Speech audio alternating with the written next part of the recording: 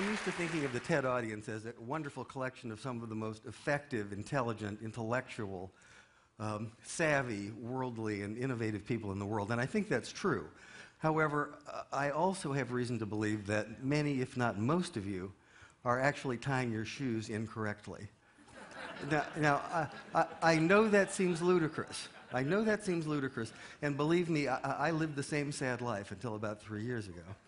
And what happened to me was I bought what was for me a very expensive pair of shoes, but those shoes came with round nylon laces, and I couldn't keep them tied.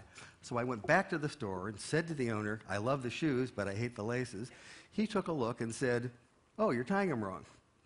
Now, up until that moment, I would have thought that by age 50, one of the life skills that I had really nailed was tying my shoes. But not so. Let me demonstrate. This is the way that most of us were taught to tie our shoes. Now, as it turns out, thank you. Wait, there's more. As it turns out, there's a strong form and a weak form of this knot. And we were taught to tie the weak form. And here's how to tell. If you pull the strands at the base of the knot, you can see that the bow will orient itself down the long axis of the shoe. That's the weak form of the knot. But not to worry. If we start over and simply go the other direction around the bow, we get this, the strong form of the knot.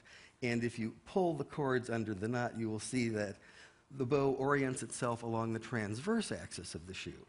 This is a stronger knot. It will come untied less often. It will let you down less, and not only that, it looks better. We're going to do this one more time. Start as usual. Go the other way around the loop. This is a little hard for children, but I think you can handle it. Pull the knot. There it is, the strong form of the shoe knot.